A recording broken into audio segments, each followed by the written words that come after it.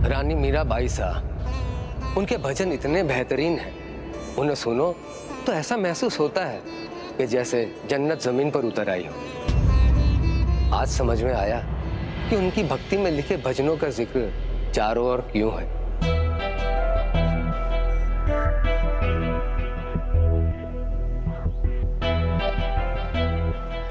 भाई साहब, शत्रु भेष बदलकर हमारी चौखट तक आ पहुंचा। इतनी बड़ी घटना घट गई और आपने कुछ नहीं कहा। हम जानते हैं हमारा शत्रु चित्तौड़ की रानी से मिलने आया था, और ये अपमान हम कभी सहन नहीं करेंगे, कभी नहीं। और हम ये भी जानते हैं कि नवाब सिर्फ भजन सुनने आया था, लेकिन प्रजा नहीं जानती। अगर प्रजा को पता चलेगा तो बहुत जगहसाई होगी।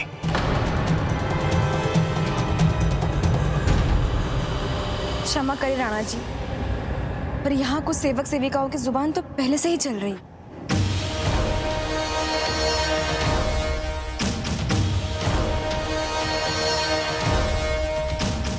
कहना क्या चाहती हो बिंदिया? वो कह रहे थे उन्होंने रानी सा को रात में मंदिर में किसी से बात करते हुए भी सुना है। मैं एक सेविका हूँ, पर क्या कहूँ, किसी को आते जाते तो मैंने नहीं देखा मंदिर में, पर रानी सा को किसी से बात करते हुए तो मैंने भी सुना है।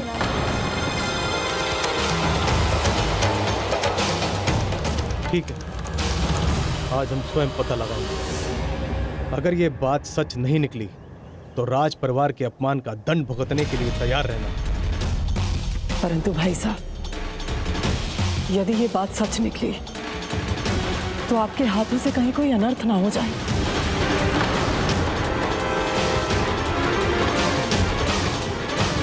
ये क्या किया बिंदिया तुमने? ये क्या कह दिया भाई साहब से? भाई साहब, मैंने तो वही कहा जो सच है। आपको विश्वास नहीं तो आप राणा जी के साथ खुद ही चलकर देख लीजिए।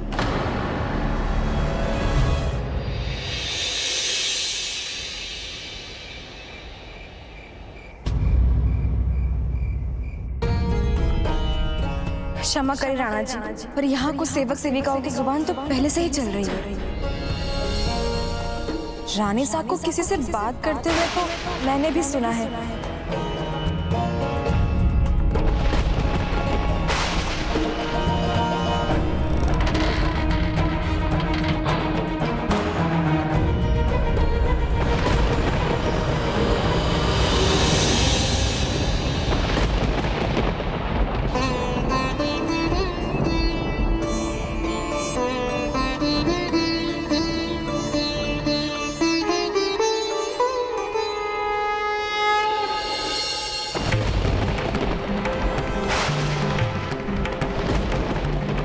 भाई साहब, जो भी कीजिएगा धैर्य से सोचकर कीजिएगा।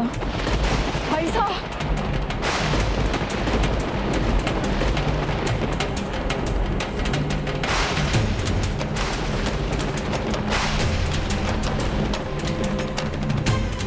यहां तो कोई आवाज नहीं आ रही है।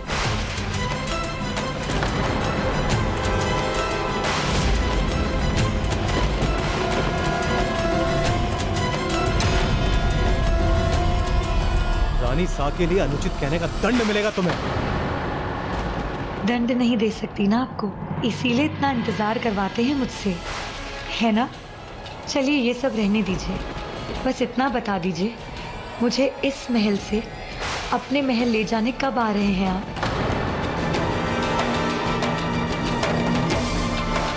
कौन है ये? किससे बातें कर रही हैं ये?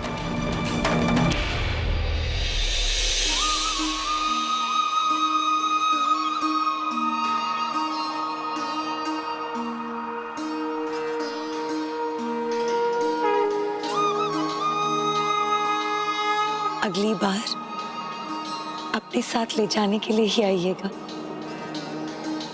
कहिए ना, ले चलेंगे ना अपने साथ,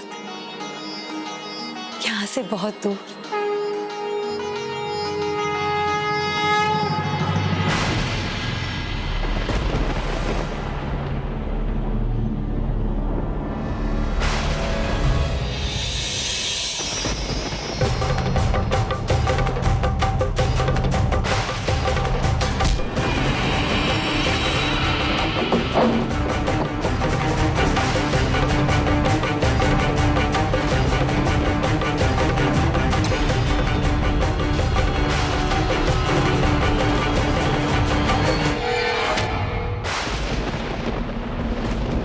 था यहाँ? किससे बातें कर रही थी आप?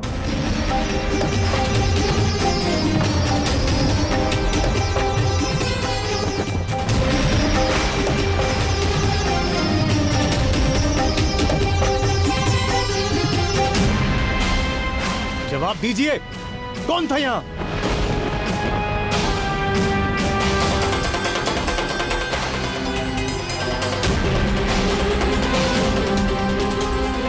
एक बार फिर आपसे पूछता हूं, इस तरह रात में छिपकर आपसे मिलने कौन आया था? और कौन आएगा राणा जी साहब? मेरे गिरधर गोपाल आए।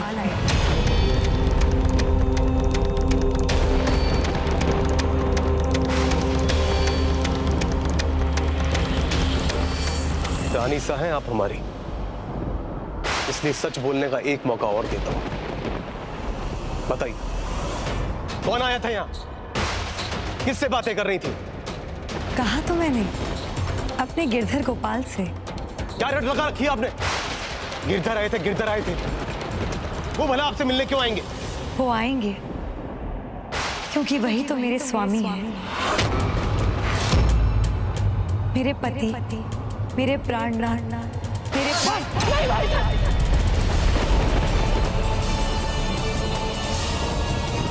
क्या करने जा रहे हैं आप? जो भी हो, परंतु वो निशस्त्र हैं और एक निशस्त्र नारी पर तलवार उठाना आपको शोभा नहीं देता भाई साहब। ये भी तो हमारी मर्यादा के विपरीत है।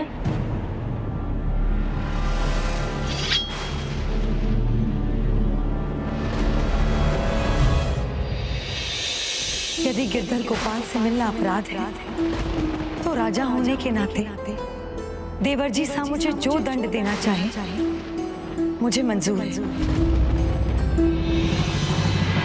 उनकी तलवार से मरना भी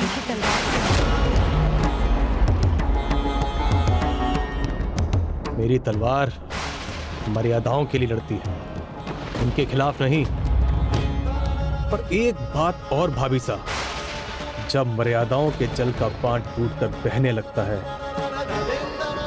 तब जल प्रलय मचाता है और तब अंत निकट होता है।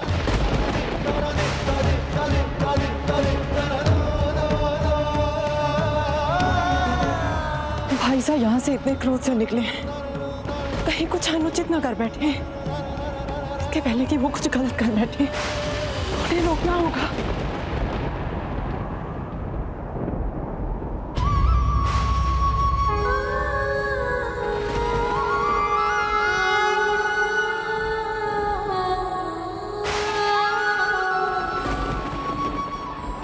अब और कोई रास्ता नहीं बचा। कहाँ है वो? वो आपका इंतजार कर रहे हैं।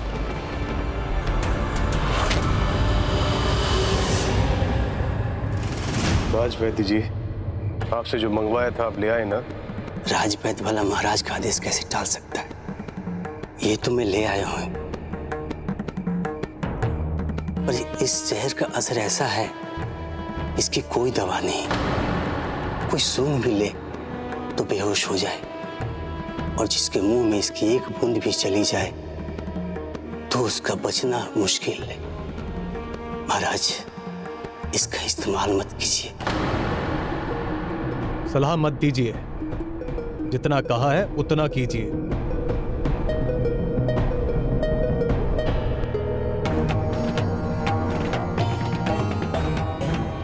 दयाराम, कल सुबह भाभी साहब को प्रसाद के रूप में ये देना।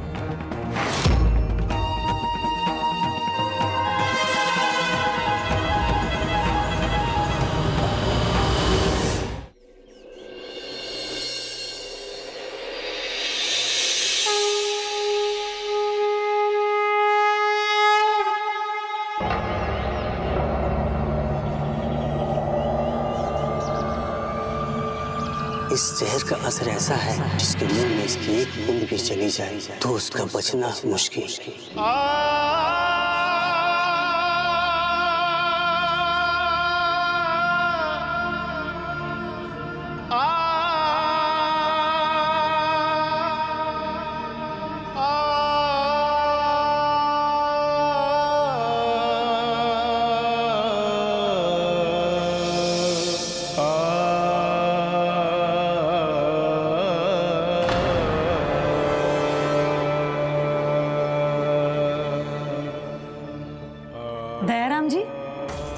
आप यहाँ?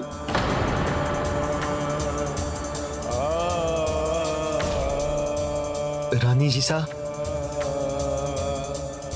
मैं आपके लिए प्रभु जगन्नाथ जी का चरणामृत लाया हूं। प्रभु भक्त होने के नाते मैंने सोचा कि मैं ये आपको दे दूं।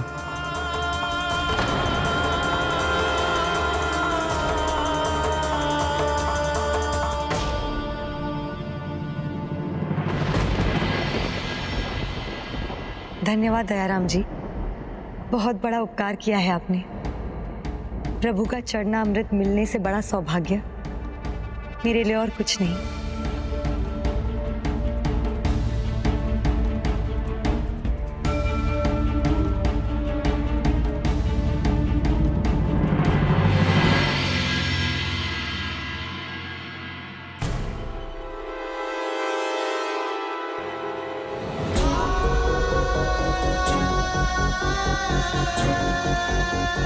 दयाराम,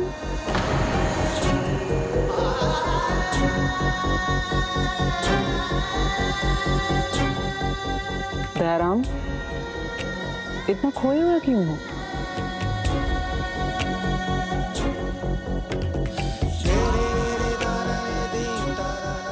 मैंने अपराध किया है, बहुत बड़ा अपराध किया है। राणा जी सा के कहने पर मैं रानी सा को विष देकर आया हूं।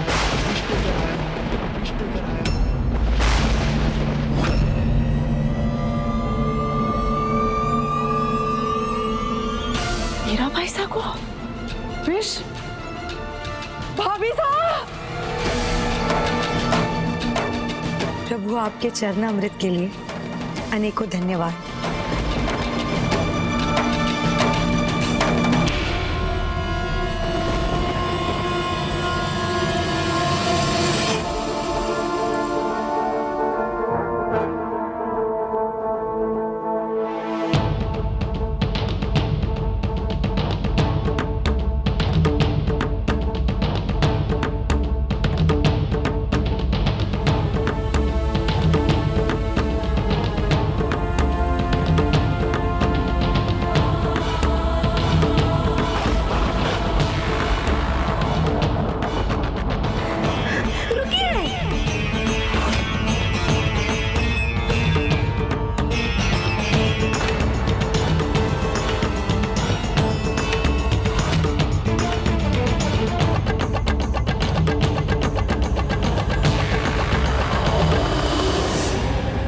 क्या चरणामृत समझ मीराबाई ने वो विष पी लिया? और ऐसा विष जिसे पीने के बाद कोई पानी भी ना मांगे।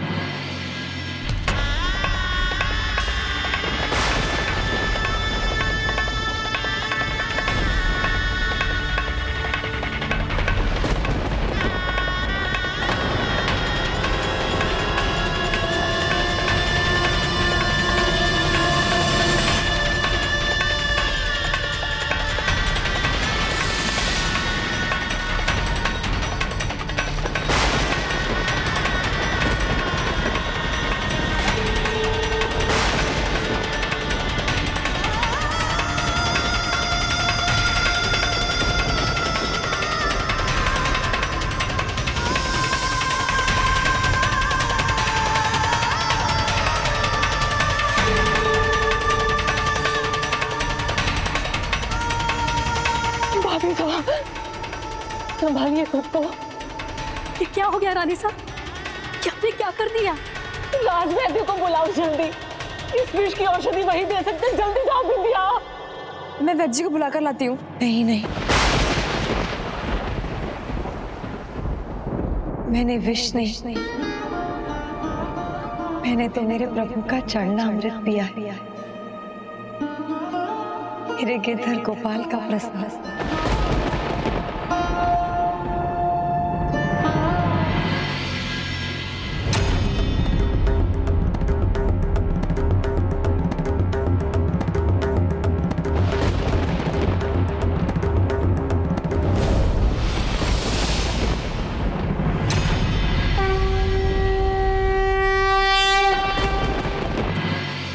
अब हमारी ये चिंता तो दूर हुई।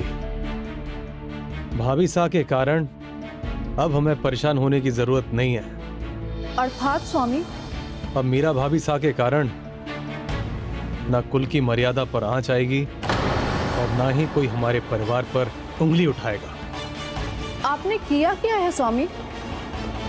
कहीं कुछ अनुचित तो नहीं हुआ जिससे? कभी कभी राजा को उचित अनुचित की चिंता छोड़कर कर्तव्य निभाना पड़ता है। किंतु एक बात मेरी समझ के बाहर है उदाबाई साहब, कि मुझसे ऐसी क्या भूल हो गई थी जो राणा जी सा को ऐसा कदम उठाना पड़ा। भूल आपसे नहीं, हमसे हुई है मीरा भाई साहब। मेरे ही समान भाई साहब भी आपकी भक्ति और प्रभु प्रेम को देख ही नहीं पाए। उन्हें तो केवल आपकी भक्ति के कारण हमारे कुल की मर्यादाओं का उल्लंघन ही होता दिखाई दिया। कैसी मर्यादाएं? पति की मृत्यु के बाद भी ऐसा व्यवहार करना जैसे कुछ हुआ ही ना हो। पहले की तरह ही साधु संतों के साथ नाचना गाना।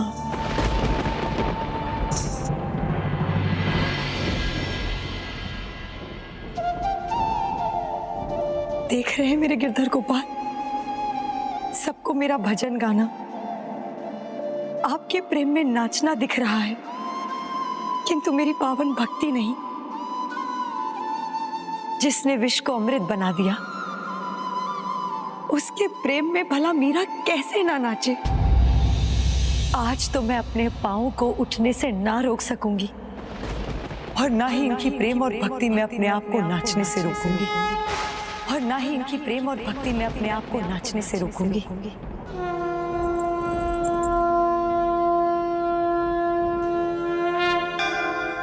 अब कोई मेरे राज्य में नियम तोड़ने का साहस नहीं करेगा। मैं तो मेरे नारायण की आप ही हो गई दासी रे। लोग कहे मेरा भई बावरी, न्यात कहे कुलनासी रे। विष का प्याला राणा जी भेजिया, पीवत मीरा हासी रे। मीरा के प्रभु गिरधर नागर, सहज मिले अविनाशी रे। असंभव, मीरा भाभी साथ जीवित कैसे हो सकती है? पग घुंघरू बांध मीरा नाची रे। पग घुंघरू बांध मीरा नाची, पग घुंघरू बांध मीरा नाची रे।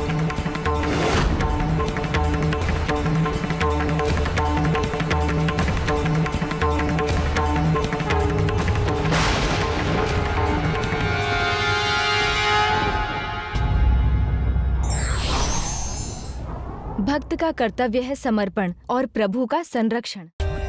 For more updates, subscribe to our channel, click the show links and enjoy watching the videos.